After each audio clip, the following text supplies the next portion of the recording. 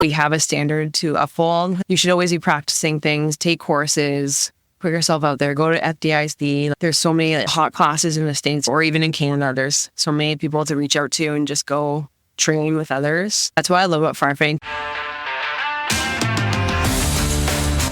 Welcome to the Keep the Promise podcast, where we help build resilient and well-rounded firefighters. Ladies and gentlemen, welcome back to the Keep the Promise podcast. Today is a very joyous day because I was finally able to track down and find the time to meet with a guest that I've been chasing for probably about a year. A firefighter, an athlete, a podcaster, Hailey Green. Hailey, welcome. Thanks for having me. I am super excited to finally get to record with you. We've been talking about this for a long time, and for schedule reasons, we've been going back and forth. But we made it. We're here. Finally. Yeah, I'm excited to be here. And a lot of back and forth, but now we can finally record it and chat about the stuff we want to talk about. So I'm excited. So you have all an idea of everything that we're going to talk about, but we kind of threw a wrench into the whole system because we were supposed to meet last weekend, and you decided you were going to go run a ton of kilometers for you guys up there. So you ran a marathon. Tell me more. It was my first marathon. It was really I don't know. I think if you train for it properly and build it up in a proper way, it was fun. I had a lot of fun that day. It's perfect weather. I would say around 38K, my legs started to kind of get cramped up a bit, but at that point, there was no way I was stopping. So I just made sure I completed it. But yeah, I had a lot of fun. If people want to do events like that, it's really smart to just get a coach. I relied on him a lot for all my training and motivation, just to kind of reassure me that I was doing the right things, the right training. Because normally in the past, I would just do as much as I could with no structure, a rough structure. But I'd always think more is better. But so having him just tell me what to do, shut my brain off, and just follow the plan was really nice. Anything distance-wise too. I think it's very, it's mostly mental.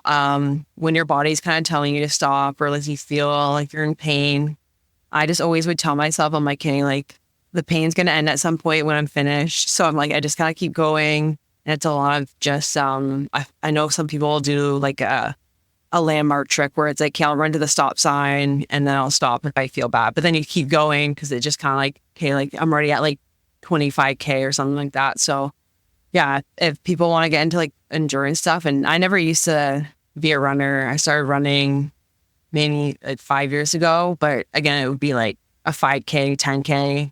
And I was always just full on out. I would not do anything zone 2 or anything slower. So actually having structure programming where it made sense was really helpful. But yeah, it was beautiful weather, flat course. I just tried to keep up with the pacer in front of me because they have the pacer bunnies. So I just stuck with him the whole time because I had my goal. So yeah, marathon went really well. And I think I learned a lot about myself during the training more. The event was more because I knew I could do it because I did all the training up to it, just having the confidence for that. But the training was the thing where it's more rewarding, staying consistent, having a plan in place, and kind of figuring it out. There's some days where I took an OT the one day. So I did 16K in the morning, and then I did I think it was 10-hour shifts for OT, and then I just finished the rest of the 16K in the evening. So it's just kind of finding ways, get the work done, and then, yeah. So you're mostly focused on the process, not so much the outcome. And you feel that was I feel that was better because I was I know I had a time goal in mind, and my coach gave me a goal based on my training and what we kind of talked about long term as to what my goals are with running. But yeah, it was more of just enjoying the running every day. And then I knew race day, I was okay, my goal is just to finish it. And if I get my time goal, it's awesome. But there's so many variables where it's what if I woke up sick? What if I didn't feel well during the run? Or what if my nutrition was bad? But you can only plan for so much. But then looking back, I'm wow, I did a lot to prep for this race. And I know when people do any event leading up to a bodybuilding show, any run or endurance training. It's more of like enjoying the journey to it, because then you show up to the runs, you show up to the bike rides, instead of being like, hey, like I just want to finish a marathon. Because I saw some people who were like, good on them for doing it and like doing a marathon, but there were people who were like, you could tell, I'm like, did they train? Because it was so much more enjoyable, where it's like, if you put in the work before, you just show up to race day and it's like, you're confident. I already did this. And like, this is like the part where you enjoy. Your adrenaline's like all the way up. You're around people who are motivated and you just like ride that wave. And then, yeah, I find the training's challenging, and then race day is just challenging, but it's also like, okay, like I did the work, let's have fun. I do love that outlook of focusing on the training leading you there and kind of just enjoying that process, like enjoying the day itself, because you already know that you've done the work. How long was your training? When did you decide I'm running and then start training up until race So day? in March, I did a 35-kilometer run. So that was around the bay. And my coach and I talked about this, like a rough schedule for the year. So we planned out the 35K, and then we kind of just build on my fitness from there. I did have a running background before, but nothing like long distance. So we did the 35, and then I scheduled the Ottawa Half Marathon too in May. So I did that one, then I did another one just to keep building, get faster. And I did a sprint triathlon, and then I did Olympic distance duathlon as well too. So I kind of just like continue to build my fitness throughout the year alongside the help with my coach. And I do strength training as well too. And we can talk about that later, but I find that like if you do strength training alongside running and stuff like that too, it's just, it's so helpful recovery wise. And then, so we did all those events. I did a trail run too in BC. It was 27K, and that was tough. Elevation was 1,200 meters. So I got the top. Whoa. My fingers were like sausages. You can hold on these to elevation. I'm like, why are my fingers so big right now? But yeah, that was really challenging, really fun. And then I think it was after the half marathon in May, I said, okay, let's do a full marathon. Let's just do like the natural progression to it. And then my coach looked at my numbers and said, like, okay, this is like rough estimate what we'll plan for. And then, yeah, we just built it from March to November. So it did take a bit, but I think having all those events in between kept me motivated. It just like kept building on my fitness, and I found that my fitness was really good. It's just building up the leg strength for long distances takes a bit. But again, like with strength training really helped that as well. Just being in the gym and doing like heavy deadlifts, squats, and not shying away from those. So yeah, just like a natural like year progression into it. And also doing those events as you're progressing up to it, as you're building up to it, kind of gives you that feedback of what you need to focus on and what things, maybe you thought certain areas you were deficient in. You're like, actually, no, I'm good there. I can focus on other stuff and just keep basically bulletproofing yourself. Yeah, and I found that like my coach and we're having a call on Tuesday, just like review everything and then plan for next year. Because like I have a rough estimate as like what events I want to do, and he knows my goals for next year. But also like I know like, okay, like swimming is not my strongest point, so I'm working with a swim team to work on that. And like I know for bike and run I'm good with, but there's always room to improve. Right, I want to get faster on longer distances. So him and I will have that conversation and kind of plan for that. But yeah, I think it's like a big thing too is reflecting on events and looking back. And like with anything in life, it's like, what could I have done better? And like, how do I improve? And then accepting that like sometimes I'm not the best at some stuff. Like my coach and I were like, with a triathlon, he's like, hey, like just do what you can on the swim. Like you're fit, but then like make up for it in the bike and run. And I'm like, after I was like, I don't want to keep making up for it in the bike and run. So I need to work on my swimming so then it's like fully like equal across the field. So you like these things where you prepare for a long time and then you just have to do the work. So it comes as no surprise that you ended up in the fire service. Tell us a bit about the journey that led you to becoming a firefighter. Yeah, so I went originally to university to do, I did a criminology degree. I wanted to be a police officer. So. Oh no, goodbye. That's it. We're ending the show. I won't. Thank you everyone for tuning in. And then my best friend growing up, her dad was a firefighter in Toronto, actually. And I was kind of unsure about policing just because, I don't know, like just the things I've heard about it. I don't know, like I didn't know if it would fit my personality and who I am as a person career-wise. And I know some cops love their jobs, but again, like any job, it's like, does it fit like what you want in life? So he invited me out to his station. I tried on the gear, tried some like, I guess like search and rescue drills, and like went up the hose tower with the gear on and like carrying some irons and stuff. Also like checked out the trucks, and then he had 3 of the firefighters talk to me just about the profession. I had like a list of questions. I looked at all the qualifications I needed on their employment site. I had no clue what any of them were. Like Fire 1, Fire 2, I'm like, no clue. Like, I don't know any of this. I'm like, EMR, okay, like, I know it's a medical thing, but like, I had to look into this more. So I just asked a bunch of questions about that. I asked questions about what their lives were like outside of the career, how they deal with the things that they see, how they get into it, just like all those kind of things. Because you want, obviously, like, the job is one thing, but what's it like having the job outside of work as well, too? Like, what's the schedule like? What's it like being shift work?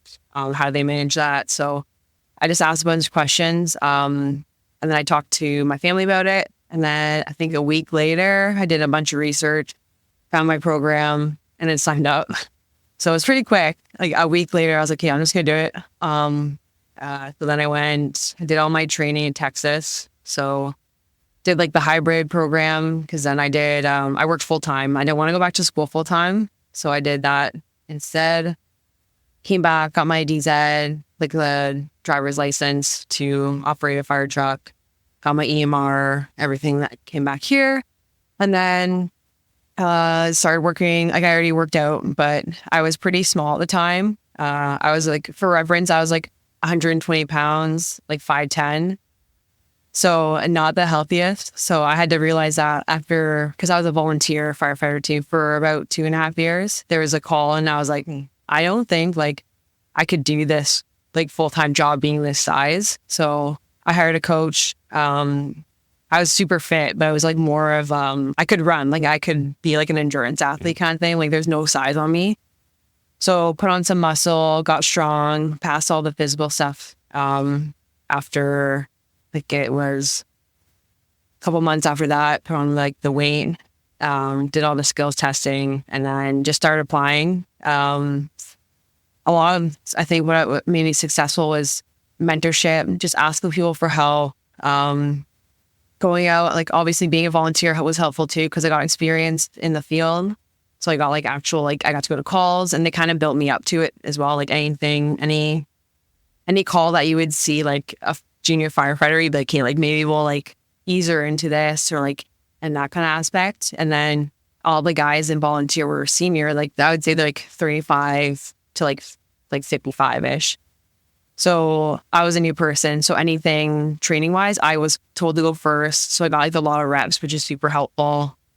Yeah, I was a volunteer for a bit and then just started applying. Got hired, been 2.5 years now, full time. So yeah, it's awesome. And I love like, I know the podcast is like giving me a lot of connections and people. Like I made so many friends through it too. And I'm lucky to have Scott and Brad and Matt as like mentors as well too. But yeah, it's been like, I think the thing I love about the podcast that we do is that we interview people, and like everyone's way into firefighting is different. And I used to ask all the time. I ask people who are mentoring me, like, how'd you get into it? And like, what jobs did you do before? Thinking there's like one like way where it's like, there's one job to get into it. It's like, no, like there's so many different backgrounds into firefighting. Like I have a different diverse background too, like university, worked some corporate jobs, worked it for like community living and care, like home care for a bit, did umpiring. Like there's so many different ways into it. I think that was like a big realization for me. I encourage people now to like obviously have a good resume and strong skill set, but just don't count yourself out because you don't have the same background as what you think should be a firefighter. So. Yeah, I think that's what makes the fire service profession unique, is that we have experts from so many fields who ended up doing the same thing. I remember my academy, we had, people who had been in the military, who had been police officers. corporate world, straight out of high school, like the whole night. Again, that whole spectrum was incredible. I want to go back a little bit to what you mentioned when you were pretty much grilling all these people about their lives in the fire service, because it's something you don't hear about it too much. When we get that bug, when we get bitten, we're like, dude, I just want to be a firefighter. I want to do all these crazy things. You actually took the time to say, time out. What's your life like outside of the job? And I think that shows a level of awareness and a level of forethought that we don't often see, because myself included, a lot of us go into it knowing full well it's the best job in the world, not realizing what the fallout is going to be when, we're sleep deprived and we have that mental fog and our humor is dark and our memories are traumatic. So what led you to ask those questions? And most importantly, how did it shape your perception of the fire service? Because you had no idea what you were getting into. And now hopefully these people are telling you, hey man, this is the shit I've seen. Did it change anything at all of what you thought of the fire service? So for the first one, I remember one of my corporate jobs, I was talking to one of the, because I thought about doing project management and working my way up in that, because that's what my dad did. So I thought about doing that as a career. And I remember talking to him and he's like, oh, like very difficult to be home all the time and that kind of stuff. So I was like, I need to, because our job was so busy and like hours were very irregular. So I think that led me to think, I'm like, okay, like what do I want my life to look like outside of work as well too? So that like led me question, like, hey, what's it going to be like? Yeah, I'm like shift work. You know what shift work does to people, and like being a nurse or being a police officer or paramedic. So making sure like that was something I could deal with. And like, again, like if we run calls all night, I'm going to have to nap. So having to like understand that too, and building my life around, like, obviously I love my job, but also like being able to like take time after and relax, and accepting that too. Because normally I'm always go, go, go. So I think that was, not you. That was like a big thing too. I was like, hey, like I need to be realistic as to like, if I'm doing this job too, I need to make time after work to relax. So that was good to kind of see that. And also like being a female too, and asking the females about like what's it like being a mom as a firefighter team, like being away for 24 hours, was like, I'd seen like so many moms who like are obviously like they're great firefighters and they're great moms too. So I'd seen it done. So it's just kind of like, you don't think about those things all the time, but you normally talk to people who have 9 to 5s. So it's kind of a bit different. So then you ask people who are actually in the field what it's like. And it was very insightful and helpful. So that just reassured me, I'm like, I could do that. And the way they talked about the job, they didn't say like one bad thing about it. Like, yeah, we see like some things that are like not like the best, obviously, and you see things, people's worst things. But it's just like, for me, I found that what works well for me is just having like good mentors, good people to talk to, like have my siblings. I also have, like, I work with a therapist if I need anything to talk about with him. Just again, like running, working out, eating well. It's just like some things that people don't think of, like proper hydration, proper sleep off from shift schedule, and not like overloading yourself with like a bunch of like random tasks or jobs and stuff too. Just taking time for yourself, because we are like, when we're at work, we are working for 24 hours. So it's like having that time, downtime for yourself, having hobbies and stuff too. So I encourage people who go into the fire service, just like make sure you have like a well-rounded wellness routine, and think about not just like the physical self, but also your mental health. I remember when I started with more like performance, like a psychotherapist, but he's like more performance based. So it's like, if I have anything I want to talk about with him, it's always good to talk about the career stuff, but also I'm very goal driven. So like being able to bounce ideas and goals off someone is very helpful. And then also it keeps me like very accountable. So it's just like, I think people need to like reshape what they think about therapy. Like, it's not just like telling someone about their problems. It's also like, if you have goals in mind for like things you want to accomplish or work on, that's also like an avenue to look at. So. Man, you came into this super prepared. Everything from like your health routine and your mental health routine. Kudos to you. And you just keep giving me more stuff that I want to ask questions about. So I don't pick a number between 1 and 3, because I have 3 different questions that I want to ask. 2. 2. Okay. So the first one was going to be about the siblings. Second one was going to be about the wellness routine. And the third one was going to be about therapy. So let's talk about this wellness routine. What is your go-to wellness routine before, during, and after shift? Before, I always have to move my body. I realize that, like, I know we get to work out on shift, but for me, I have too much energy in the morning. So I will normally go and like do a walk or work out in the morning just because I know like I'm wired. I don't know what it is, but I just need to burn off energy. And then I go into shift just feeling more chill, ready to go. During shift, just making sure like I spend time with the guys and the crew. If they're like working out together, we'll do a workout together. Also, if there's any like difficult call, just talking to your crew about it is a big thing. Calling family if I need to, but also like, yeah, just having time to yourself sometimes, but also being involved with the crew, enjoying the moments, being very like present with patients and stuff as well too, and providing that service that they deserve. And I know like it's not always easy. Sometimes it's very difficult, but like making sure that you're putting your best foot forward every call as best you can. And like obviously you can't people alter emotions, right? Like some days you're going to feel a bit off and that's okay. And then after shift, depending on how busy we are, I will normally nap or I'll go to the gym right away in the morning and then nap a bit later. But yeah, like I find like I love people and like I love being around with my crew and stuff too. But I think it's very smart to have like a decompression time, like just like bring it down, get outside, be by myself for a little bit, and then do whatever I need to do for that day. But yeah, working out is like normally my go-to after shifts. So that's my wellness routine, I guess. That's your pillar. Yeah. That is your pillar for wellness. I love it.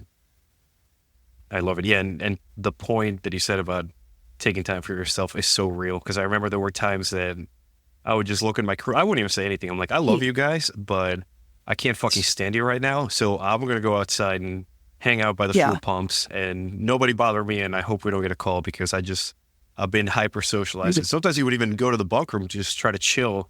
And, here come the hooligans. And you're like, oh, man, like the medic ends up flying over your partition wall. You're like, fuck, man. I think just trying to chill. Like being in a team environment as like every team sports growing up, then that really helped, like being able to be around people for 24 hours, not just like your crew, but being around like the public for 24 hours. It could be if you're not used to that and like not used to being in like a team environment where there's like, we have 2 crews on my station and a PC. So it's like, it's a lot of people, but it's like, I kind of thrive in that environment because I'm used to being in the team environment, playing team sports. So, it's interesting being around like your family, quote unquote, for like 24 hours. And then like, yeah. So, what's a PC? Platoon chief. Oh, so, okay. So to try to put it in terms that I will understand, how many people does a platoon chief command? On our crew, it'll be minimum staffing's 21. So, okay. Yeah, so like it'll be in. Oh, well, so wait, you got 21 people at your station? No, like our. Okay, I gotcha. So we have a pumper and an aerial. So there'll be 4 on the aerial and then be 4 on the pump, and he's basically in charge of our whole shift. Yeah, gotcha. So he'll be at our station. Gotcha. Okay, so that, at least for us, for my department, that's what our battalion chiefs are. And I know the same. Because nothing is standardized at the fire service. Some people have like their assistant chiefs or their district chiefs or whatever. Okay, but that checks. That's cool. Okay, let's go back to the other questions that I had. Let's talk about the siblings in the fire service, right? Well, my sister, she's full-time. Originally, she went to school. She's a nurse, so she still works as a nurse now. But yeah, she started off being a nurse, and then she moved out to do some travel nursing. And she was looking for ideas to make friends because like she's near the community. So I suggested like, hey, is there like a volunteer department you can down there? So she got hired in the volley department there. And then after, I would say like 5 months, she called me and she's like, yeah, like I think I'm going to switch to fire full time. So I helped her out. She went full like right into it, like went to Texas, got all her certs done. She got hired pretty quick. She's been on for 6 months now. Absolutely loves it. and she does like the nursing as well too. But yeah, like loves the firefighting stuff too. Super passionate about it. My brother, he is full-time a mechanical engineer, but he does volunteer fire as well too. So yeah, it's nice to have. I do talk to my sister a lot about calls and stuff like that as well, or just even the culture and stuff as well is nice to talk to her about because she's very understanding and she gets it. So it's nice to have siblings who understand the career and also like what we see and stuff. So yeah, it's nice. It's nice to be able to connect with them about that stuff, and we have a lot in common as to like fitness as well too. Like both are very active, so yeah, it's a cool dynamic to have them to talk to about that kind of stuff.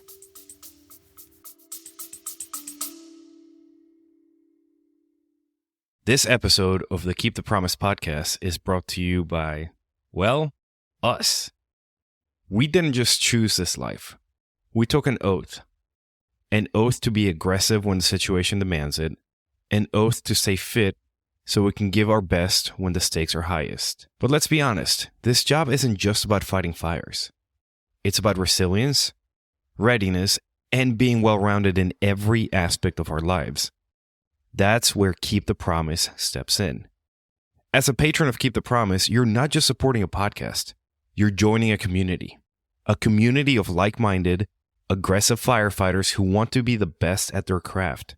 You'll gain access to daily workouts designed to keep you fit for the fight, weekly mindset meditations to sharpen your mental edge, and early access to podcast episodes packed with the insights that you need to stay on top of your game. And it doesn't stop there. You'll get exclusive content, special guest interviews, and discounts on merch that shows the world that you're serious about upholding the oath. So if you're committed to being the best on the job and off the job, join us. Support Keep the Promise on Patreon and take your place among firefighters who know that our strength is in our unity, our readiness, and our relentless pursuit of excellence. Go ahead and visit joinkeepthepromise.com to join our community. Now, let's get into today's episode and continue our mission to become the most resilient, well-rounded firefighters that we can be. Stay aggressive, stay ready, and as always, keep the promise. So you have had experience in the corporate world. You have had experience in team sports and in other activities that more closely resemble what we do in the fire service.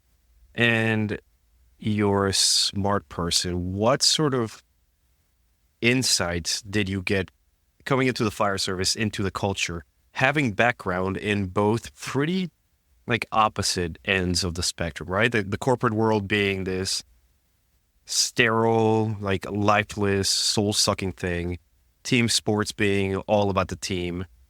So what was your initial reaction when you showed up to the very unique culture that is the fire service? I think being a volunteer was super helpful with that because I kind of got introduced to it in a different way where it's like, hey, like I knew being new what my role was. I knew, I just got time on the trucks, got time on the lines, like throwing ladders and stuff too. I think that was extremely helpful for me and to learn the firefighting culture.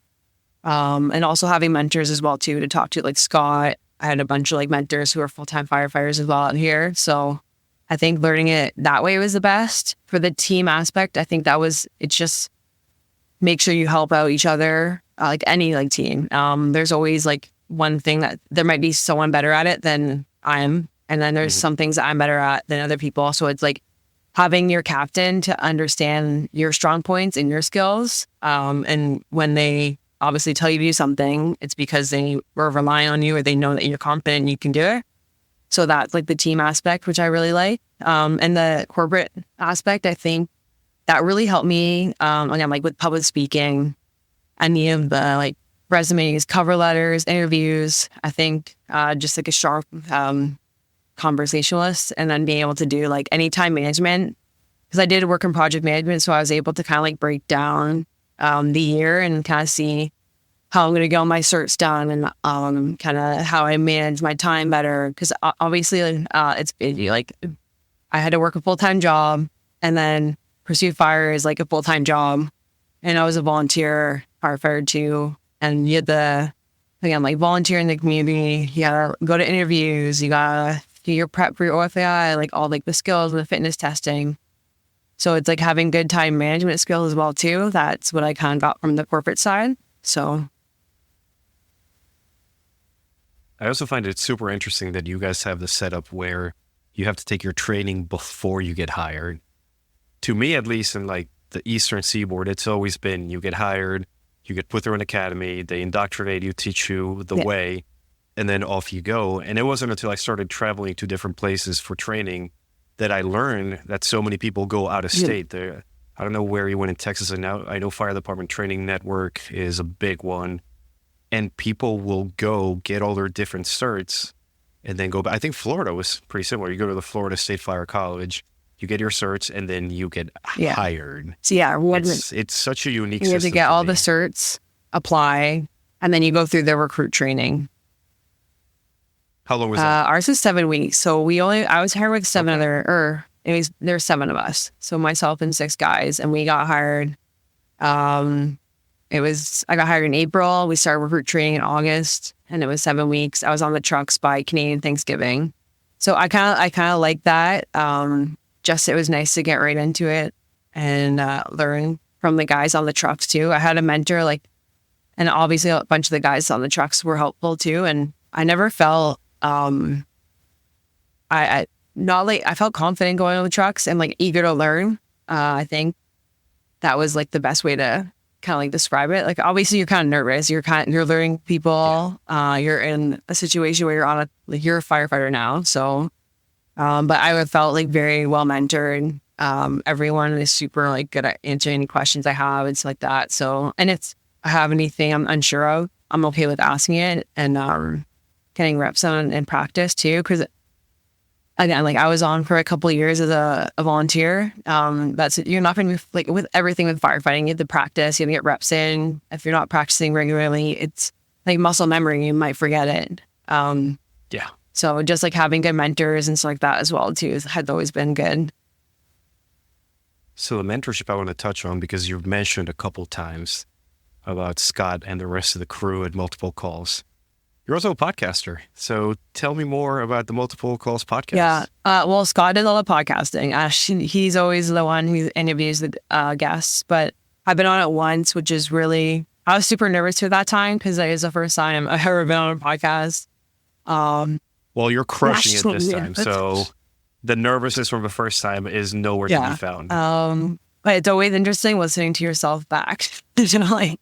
Oh, I don't listen to these episodes like ever again. I do my best to make the guests sound amazing. I'm like, here you go, listen to it. I'm not listening to my annoying voice. But yeah, it's great to have them. We talk pretty regularly as well too. And Scott has he's built like such a great podcast and network of people on the podcast. Just to highlight, there's so many different ways into firefighting. There's so many different fields like health, wellness, mental health. The different like the nozzle 4, there's so many different techniques and so many different technologies that we can use in firefighting. That people like are interested in that kind of stuff. You can kind of like dig into it more. There's so many different in like YouTube videos, podcasts about firefighting as well too. Courses you can take. And that's why I like firefighting so much is because there's so many different fields. Like it's medical, but it's also like trades. It's also patient care. So there's so many different things you have to be proficient at. And it's just challenging. It's different every day. And being able to like to talk to them and learn from the podcast crew as well too. It's just, I've learned a lot about myself and just like very good conversations whenever we get together too. And again, they're all older. They have good insight in life as well too. So it's just, a good group of guys. And Scott, I think the information he puts out there and the questions he asks his podcast and the way he runs it is very interesting and insightful for people who want to go into firefighting too, to understand what it's really like. And that we have a standard to uphold as well too. Just, you should always be practicing things, take courses, put yourself out there, go to FDIC, like there's so many hot classes in the States as well too, or even in Canada, there's so many people to reach out to and just go train with others. And that's what I love about firefighting too, when you find like a good group who are really into it. And then you can just, like, I have so many friends I met through the podcast who I talk to about fitness. They reach out like, hey, are you going to this training?